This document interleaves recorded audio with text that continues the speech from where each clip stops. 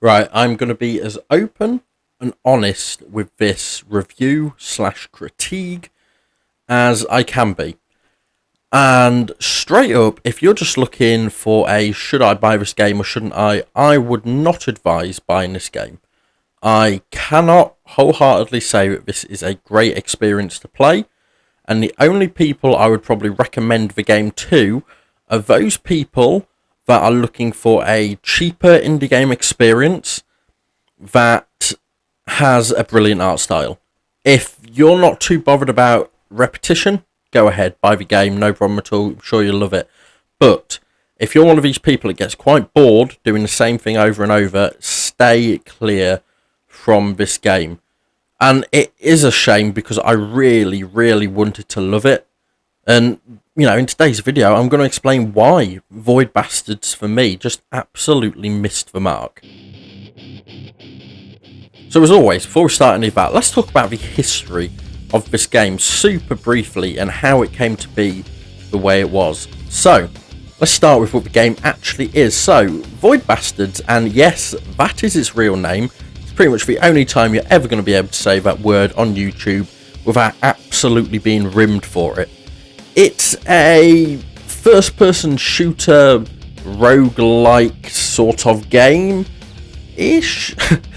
And I'll explain why I'm saying this in a sec. Developed by an Australian studio called Blue Manchu.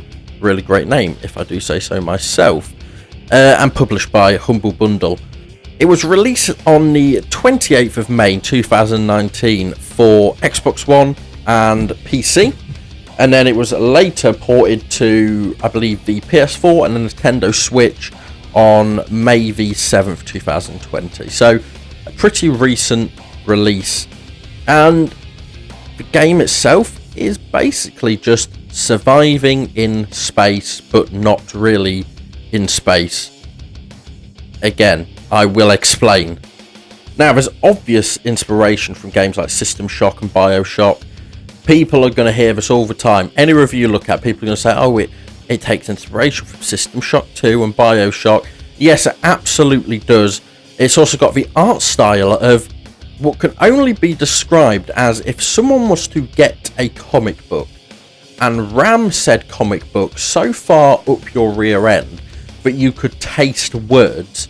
That is what this game looks like. It is like you've been thrown straight into a comic, and I cannot say anything bad about the art style because it's one of the most beautiful games I've honestly seen. Now, there was a conscious effort when the game was being created to really lean into the playable comic style, and this shows throughout. Again, something we'll get on in a moment, but you will notice from gameplay that everything about it, menus, loading, everything just looks like one big fat comic book. And I so adore the art style. I wish I could say the same about everything else. Another great thing about development was that Ben Lee, the artistic designer, I believe, and a big part of the game as well, was that he wanted the game in this comic book style to try something new. So usually in games, if you've got a enemy, the model will be a 3D model, okay? It'll be a 3D rendered model, so it might be something like a lot of games use other assets and put a skin over it. So in other games, you might actually be fighting a bin, but that bin now looks like a big bad ogre, for example. Whereas this game, there was this super cool idea to not have any of the enemies as actual 3D models. Instead, they're all sprites, so they're essentially 2D. So if you start walking around them, when they face you, they will continue facing you to give the somewhat illusion of, yes, we are 3D models. But in reality, every single enemy you face is actually, for better term, just a bit of cardboard drawn on that will spin on rotation. And that is, it's a brilliant idea. They're certainly not the first to do it. They won't be the last, but the way they do it is so elegant that I can only give them props to it.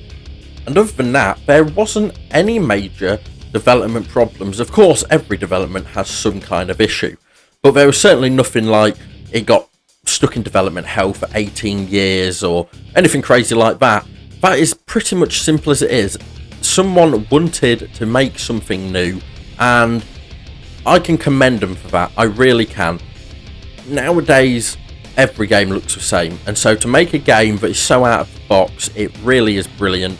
And from this point on, you probably won't hear too many good words about the game. Don't get me wrong, there's some things that I really enjoyed, but just be prepared to sit back and listen to me crap on this game for the next 10 to 20 minutes, because I really do have some big issues with it.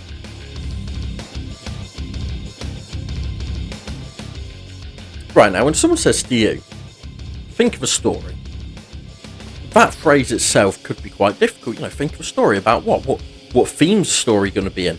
Then they say, right, well, it's going to be a space themed story, and we need it to over encompass the game itself, so it's going to have to go through multiple runs, if you will.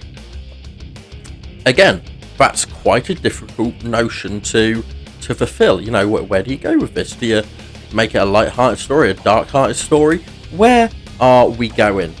Unfortunately, this story decided to go to the edge of a cliff and jump off. I'm not even joking. All of the story elements did not work for me. None of them at all. So you get this basic principle of you start the game and you get a character. It'll be a sort of randomized character with randomized abilities and stuff. Again, we'll get onto that in a moment. And then you have to set out, and the narrator will say, oh, you need to collect this, this and this in order to fix this computer terminal. So you go and you get these bits, and you come back and, oh no, there's a little joke or two in there, which the jokes in this game, I'll admit, are the best bit about it, in my opinion. So you go back and you install it, and oh no, it turns out the computer terminal actually needs this as well. So you go get 3 more bits, and then your narrator tells you that, oh no, it needs another thing. So you do this in total about 3 or 4 times until the story is at its end. And I guess spoilers here, but the story is literally as deep as you had to fix some machines in order to be condensed and taken somewhere else to start the whole thing again. That really is as shallow as the story is, and that's a shame, because on a game like this, roguelikes, which I struggle to call this because it does not feel or act like one in any way, but that is what it's classed as. So roguelikes in general don't have the greatest story, but their story is told through atmosphere and doing multiple runs. So Dead Cells, the story, if you play Dead Cells initially, isn't going to be one that blows your head off. You maybe do a few runs and you think, well, this is more of a walking through, stabbing things kind of affair. Then as you get more and more and more, you start to learn more tidbits and information about the story itself. Slay the Spire has next to no story, but the gameplay in it is so ridiculously great. And you'll probably hear me compare this game to Slay the Spire a lot, because that is the game, not just for roguelike, that I have the most time and knowledge about. But that game doesn't have any story, but you know what, it gets everything else so perfect, it doesn't need one, really. This game kind of goes with a bit of both. It kind of says, yeah, we don't really need a story, but then, oh, actually, players might want a story. So it crams in this really boring story, but did not make me want to push along the game. I'll be honest, it did not make me want to continue exploring and continue doing things that ultimately I was not finding satisfying whatsoever. And that's it. And it's a shame. I wanted to say more about the story. I wanted to say some good bits at least, but the only good part, like I say, about the story is the fact that occasionally it is quite humorous. So, if you're the sort of person that hasn't heard a joke for the past sort of 7 or 8 years of your life, then this is going to absolutely blow your socks off. Buy this game, buy a copy for your grandma as well, and everyone's going to be happy. But if you're a normal person like me, or I don't know, like literally anyone else that's normal in the entire world, then don't buy this game if you think it's going to have a great story. Alright, gameplay. Here we go, where the game actually halfway redeems itself. Sort of. So the gameplay is for the most part, fun-ish. I would say 30% of what it gives you is incredibly addictive, incredibly smart, and overall a great experience. Unfortunately, the other 70% is a repetitive, boring mess.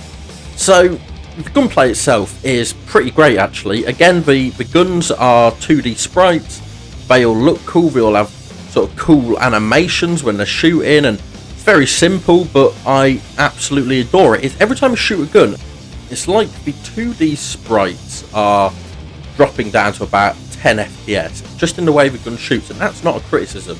It really, really works.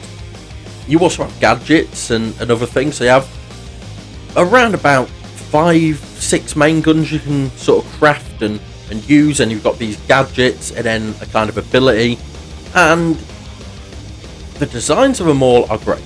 Okay, nothing wrong with the designs. The names of them all are all great, and the feel, well, believe it or not, are all great. And then you get into the issue of synergizing. So, one or two of the weapons synergize really well together. For example, you can throw out a robot bomb, this sort of little cap that will go around and distract enemies and then blow up. You can throw it into a room, and if you don't want to wait for it to blow up, you can shoot it yourself. Simple stuff like that that goes together, and I'm not going to go for every nuance, but there are quite a few that do fit rather well together. But then, as you play and you unlock, and again, I'll try not to spoil too much because it's a fairly new game and I'm not sure if people have played it yet, but as you go through and unlock a couple of certain weapons and abilities, you will never need to touch another gun again. I'll put it like that. There is one main gun in particular that is so ridiculously better than everything else. There is one ability that literally nullifies any possible damage you can take and reflects it. And then there's another gadget or whatever that, again, basically makes it so you can just walk through areas without any issues. So I was just using runs of all three of them in there, because there's no point. If every other gun feels like I'm shooting peas at a plant pot, then why would I use them? You know, I want to use the Super Beef Boy 8000 that's going to annihilate every enemy and their following 6 ancestors, as opposed to, you know, Peapot 900. It's just simple as that. You're not going to use a crap gun if the game gives you better. And that's where the issue starts really arise.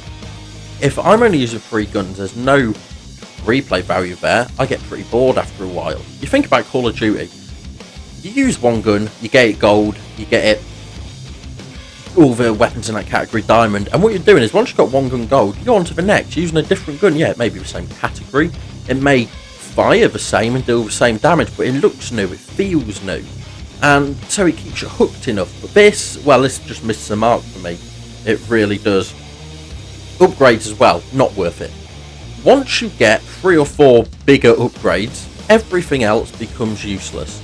It really does. And the way you get upgrades is you basically start on a ship, which you can't explore, you can't walk around, it's just on an overlay menu. And you get to decide which other ships or asteroids or whatever else you go to. So you can decide you want to go up, and you may be in a tier 1 area, for example, and as you go deeper, the areas get harder and more difficult, and you go up tiers. So once you get to tier 5, it gets to a fairly challenging stage. And on these, it will tell you what special item is available, but only one will be available for everyone in terms of special items. If you want more, you will have to have merits, which are this game's super currency, if you will. And they are used sparingly to unlock special crates, canisters, maybe hack terminals, stuff like that. And the issue is that you'll have so little of these going through. Every time you use them to open a canister, it could cost 50 merits, and that'd be it. That'd be all your merits. Unless you get incredibly lucky, you won't have any more for another 4 or 5 landings with your ship. So you'd be getting maybe 1 or 2, if you're extremely lucky, of these super gold upgrade things each time. And most of these things to make require, for one upgrade, 1 or 2 other things. So you think if you're getting these upgrades and you start off and you get first of all your pistol, and then maybe a shotgun and a assault rifle, and then you see stuff that's like, oh, it's a pistol, but now it does maybe 33% more damage, and I'm looking at that and I'm thinking, that's great, but why would I use a pistol anyway? You know?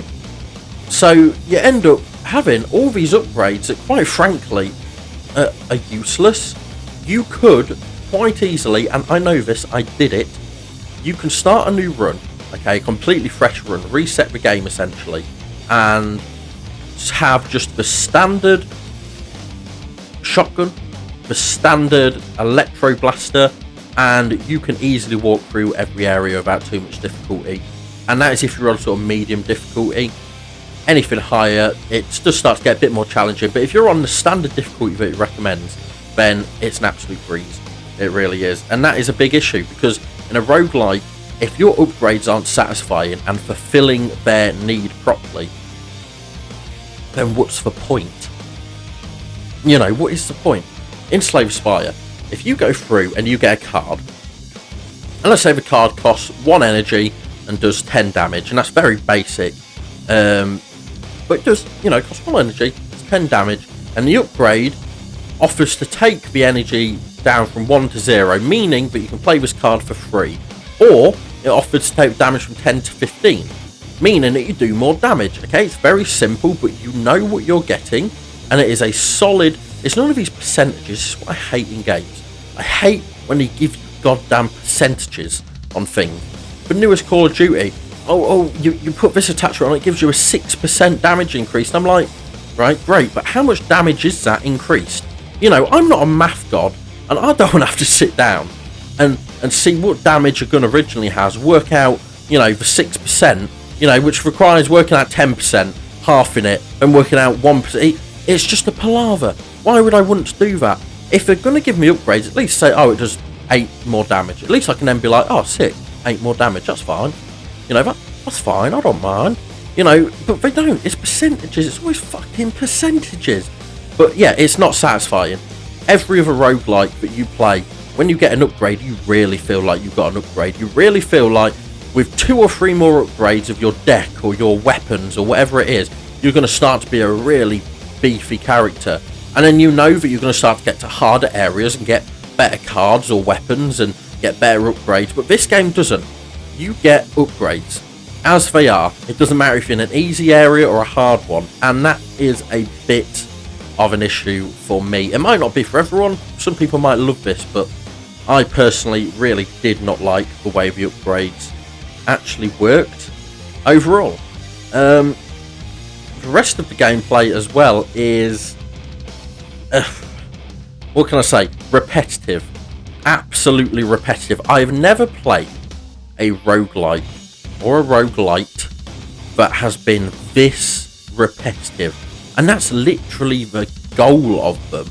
You know, how come I can put in 400 hours of Slay the Spire, a card game that just by the surface looks of it looks boring and a bit tedious, which is what I thought when I initially opened it up, but turns out to be such an incredibly immersive experience. And yet, a game that looks like this, that has such a level of polish, can't get the basic gameplay correct. Now, when I say repetitive, we take Dead Cells. Okay, you die in Dead Cells, you come back, you go through similar areas, similar looking buildings, and, you know, similar backdrops, but it always feels like there's something slightly new. You know, you're walking through and you see a building and you think, oh, that looks slightly new, there's probably some treasure up there, or you go in and you see in the backdrop and there's some, I don't know, some men being hanged in place, and you're like, oh, that's new. You know, it's just something to take your eye off, to break up the overall experience. But this game doesn't do that.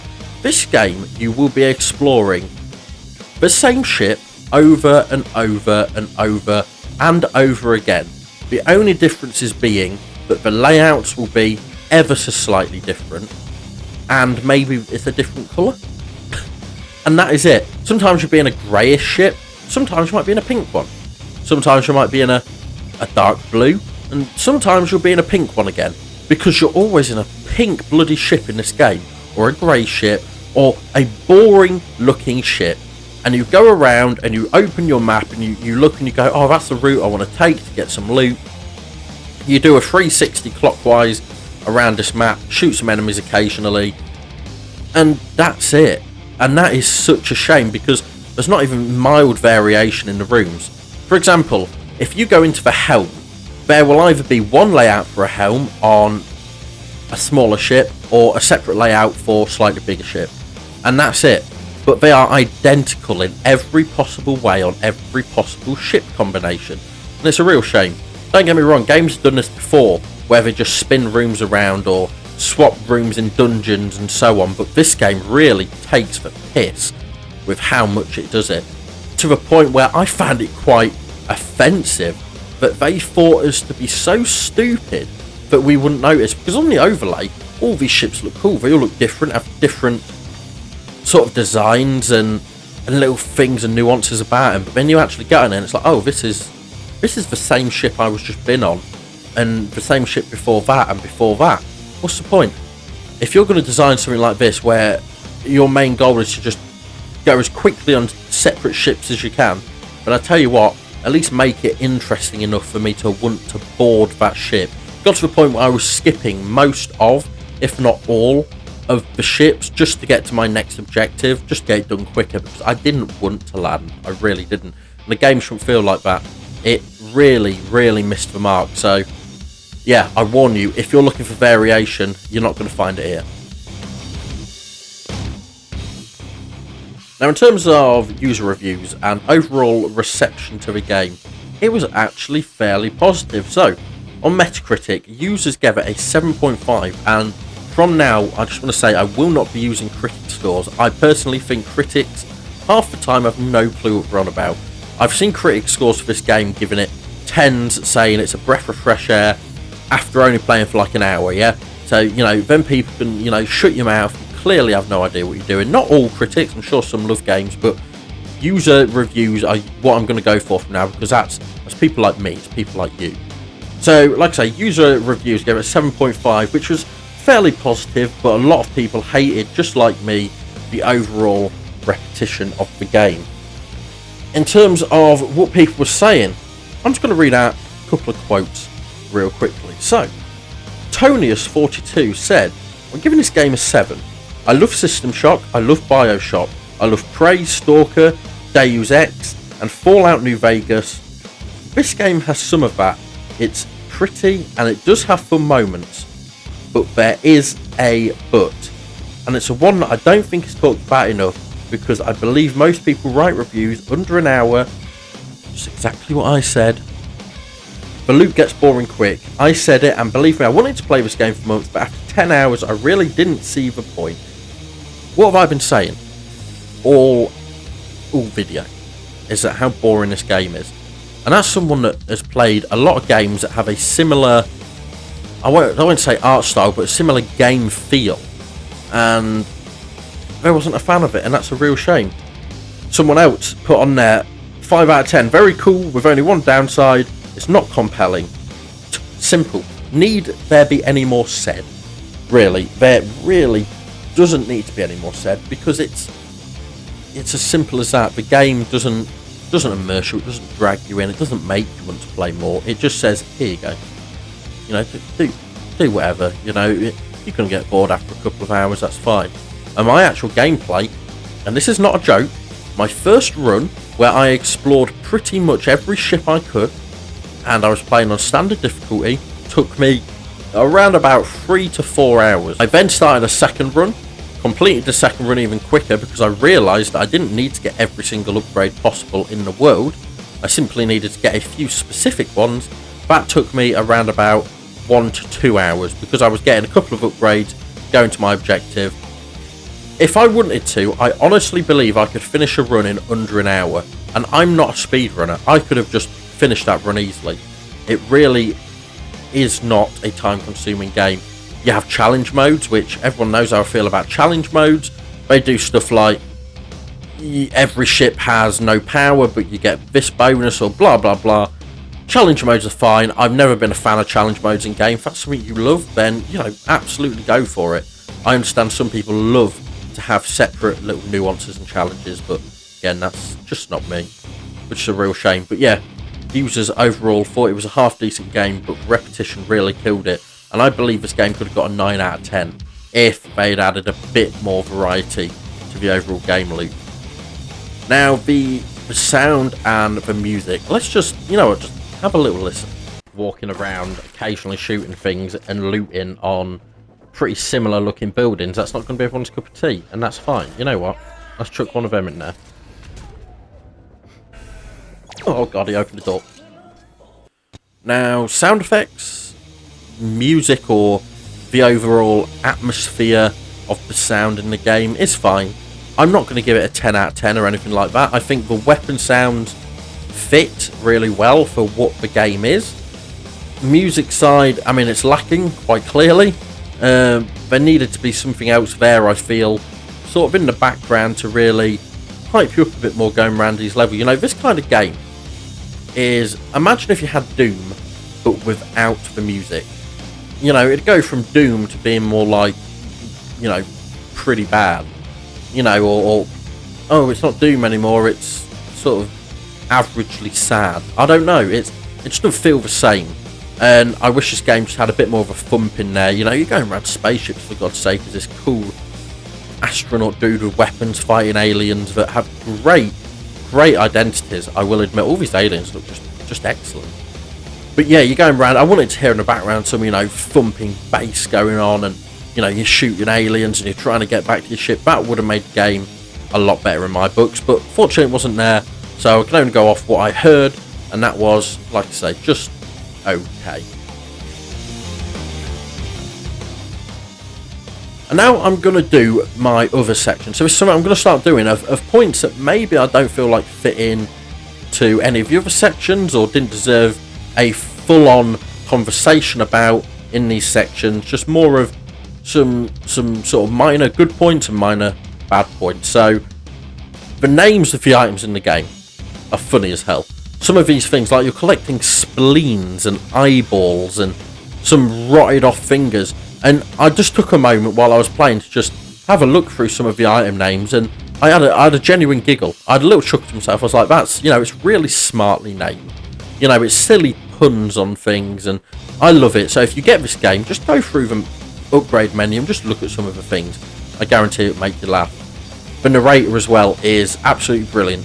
This narrator, I believe, also narrated another game that I cannot remember now, but he's brilliant. He sounds excellent. He fits it so well. He's got a half jokey, half serious vibe to him. Yeah, it's brilliant work from the voiceover narrator. Now into bad. There was actually no other minor bad points. I just really want to reiterate, upgrades are useless. And it is so goddamn repetitive. That's all I have to say there. Every other bad point I've basically mentioned so far. And I mean, that's kind of it. We've gone over gameplay, we've gone over music, gone over a bit of history, gone over the story. That section probably could have only taken about 4 seconds, but honestly, what do I think of this game? As I said at the beginning, I can't recommend it. I can't wholeheartedly say, yeah, go pick up this game, it's a really good experience, because it's not. It's one of these things that you have to take into account if you buy a game and you want to review a game. Because if you're giving your opinion, even just to one other person, there's a chance that that one other person will use your opinion and possibly go and buy a game or not buy a game based on your opinion. And so, price is an important factor, but you have to think about, if this game was £60, UK money, I think about $70 in the US, this game was 60 quid. I would have said it's one of the worst, most offensive experiences I've ever played because of that price point. Luckily, this game at retail without any discounts is around about £16, £16, which for that price, I like to think about it like this. I got overall around about 8 hours out of this game. Doesn't sound like a lot, but after that, I honestly couldn't stomach anymore. So 8 hours out of the game that cost £16. So I was essentially paying £2 an hour to play this game. Now I think to myself, what else could I pay £2 an hour for? I mean, you could probably get a really cheap prostitute, I guess. I don't know, I could buy a Lucozade for that money. And now I think, what would I have preferred? Would I have preferred to drink a Lucozade or experience this game? And honestly, I would say the Lucozade. That sounds bad, but that is truly how I feel. I don't feel like this game is worth more than others. You know, for the price you got this game, go buy Slay the Spire instead. Go get Dead Cells. Go get Spelunky 2. You know, get any of the other roguelikes. I will admit it's nice that, you know, with it being such a small indie game, it went for something new, and the price again was fairly decently priced in terms of the market nowadays. But I feel like if this game was 10, 11 quid, I would recommend it a little bit more. But as it is right now, I would honestly wait for a sale for it to drop maybe half price. Once you start getting into them under £10 sales that we always see on the PlayStation Store, and I'm sure on Xbox as well, then absolutely grab it, no problem at all. You won't be wasting money. But anything over 10 quid, I cannot recommend this game, and that's unfortunate. This is the way it is. So anyway, I hope you guys enjoyed this review critique kind of thing.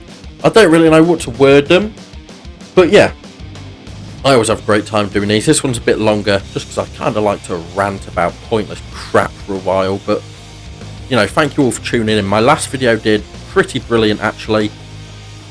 I had like close to 20 views. It was a super watch video for me, so you know, thank you all. Love you all to absolute bits as well. The support has been crazy at the minute, on the road to 80 subscribers. If you haven't already, check in the description as well. You'll see my Twitch there. If you want to watch me play these games for the review, then that's where you catch me. As always, stay safe. I love you all, and hopefully I'll see you next time.